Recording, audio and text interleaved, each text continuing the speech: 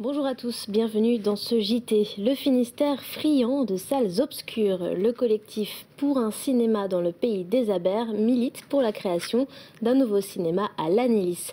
Swazik Danielou fait partie de ce collectif et nous présente le projet dans un instant. Avant cela, on jette un œil sur l'actualité de ce mardi 31 mai. Journée de mobilisation en demi-teinte dans la fonction publique ce mardi. L'intersyndicale a appelé les fonctionnaires à se mobiliser pour lutter contre le gel des salaires. Dans le Finistère, plusieurs rassemblements. À Brest, on le voit sur les images, 200 personnes environ se sont réunies devant la sous-préfecture. À Morlaix, 200 manifestants également, 300 personnes dans les rues à Quimper et 80 à Quimperlé. Dans le dossier Girex-Mazal sur les 2 repreneurs possibles, le comité d'entreprise soutient la proposition de reprise de Génopharm qui prévoit de conserver 96 salariés sur les 167 de l'entreprise pharmaceutique quimpéroise. Génopharm envisage également de reclasser 10 salariés sur son site de production à Blois et 6 autres dans un an à Quimper. Le tribunal de commerce de Versailles se prononcera le 16 juin prochain.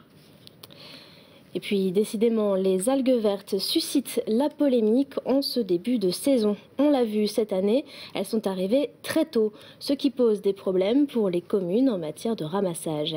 À Telgruc-sur-Mer, dans la presqu'île de Crozon, le maire a entreposé illégalement plusieurs centaines de mètres cubes d'algues vertes, une décision assumée par l'élu qui est dans l'incapacité de trouver d'autres solutions. Frédéric Lorenzon s'est rendu sur place. Sur la commune de Telgruc-sur-Mer, l'accès à cette pinède au-dessus de la plage de Tresbian a été fermé ce mardi. Hier encore, le promeneur pouvait découvrir cet amas blanchâtre, 200 mètres cubes d'algues en décomposition. Entreposées illégalement, ces algues ont été ramassées quelques centaines de mètres plus bas, un choix assumé par le maire. Évidemment, je n'étais pas dans la légalité de la réglementation d'aujourd'hui. On peut utiliser tout de suite après avoir ramassé l'épandage et enfouir les algues immédiatement, soit les envoyer sur une plateforme de traitement. Or, malheureusement, sur la presqu'île de Crozon, nous n'avons pas de cette plateforme.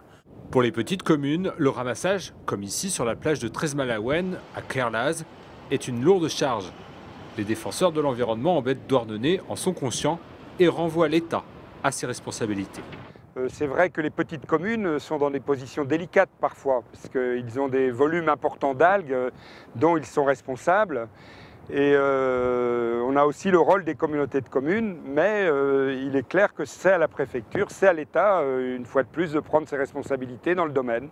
Finalement, un accord a été trouvé entre Telgruc et la préfecture. Les 200 mètres cubes d'algues seront transportés ce mercredi sur cette plateforme à Plonévé-Porzay, située à 20 km. La préfecture reconnaît une période de flottement.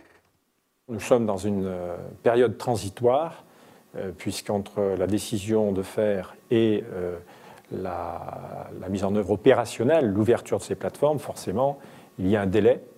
Et c'est cette période qui est délicate. Si les pluies sont faibles, les algues vertes pourraient être moins importantes ces prochaines semaines. Les élus scrutent pourtant toujours l'horizon avec une pointe d'anxiété. Direction Morlaix à présent, où un opticien a présenté ce mardi de nouveaux outils pour améliorer le quotidien des malvoyants. Reportage de Pauline Ferco. Téléagrandisseurs, loupe numérique ou encore lunettes accentuant les contrastes, autant d'outils à destination des personnes malvoyantes présentés à Morlaix ce mardi. À l'origine de cette journée de démonstration, un opticien brestois qui souhaite développer l'accessibilité à ces nouvelles technologies. Il participe même à l'élaboration de ce matériel, comme pour ce téléagrandisseur sur le marché depuis janvier dernier. Donc cet appareil-ci s'appelle un Zoomax écran HD, donc haute définition. Donc a une caméra de chez Axos, qui est un fabricant français, un écran LED nouvelle génération, haute définition également, et un plateau, ce qu'on appelle XY, qui permet de déplacer le document pour pouvoir voir plus facilement. Et avec ici la télécommande qui se trouve ici, on peut grossir ou diminuer le grossissement en fonction de ce que la personne désire. Si de nombreuses personnes malvoyantes en ont profité pour venir tester les téléagrandisseurs, certains anticipent aussi sur l'avenir et se rassurent en découvrant les solutions techniques qui existent désormais pour la basse vision. Voilà, c'est ceci l'écran et qui permet d'augmenter le grossissement ou de diminuer le grossissement en fonction de ce que vous avez besoin. On peut également changer les fonds. Ces lunettes à contraste coûtent une centaine d'euros. Quant au prix des téléagrandisseurs, il s'étend de 1 450 à 3 300 euros. Si cela vous semble cher, ce matériel devrait pourtant bientôt faire partie du quotidien d'un grand nombre d'entre nous. La population vieillissante de la France offre un marché non négligeable pour les solutions de basse vision. Place à notre invitée, Swazig Danielou. Bonjour, cette fois-ci j'ai bien prononcé. Vous êtes réalisatrice, cinéphile et vous êtes membre du collectif Pour un cinéma dans le pays des Abers. Vous trouvez qu'on manque de cinéma dans le Finistère ? Je ne sais pas si on manque de cinéma, parce qu'il y a quand même pas mal de salles et pas mal de spectateurs, finalement, qui sont intéressés. Je crois qu'à Brest, il y a beaucoup de salles, par exemple. On est bien noté, je pense, en France. Mais en même temps, c'est vrai que dans la région de l'Anillis, il n'y a pas de salle de cinéma. Donc, pour les gens qui habitent entre l'Anillis, Plabennec, Saint-Pabu, Plouguerneau.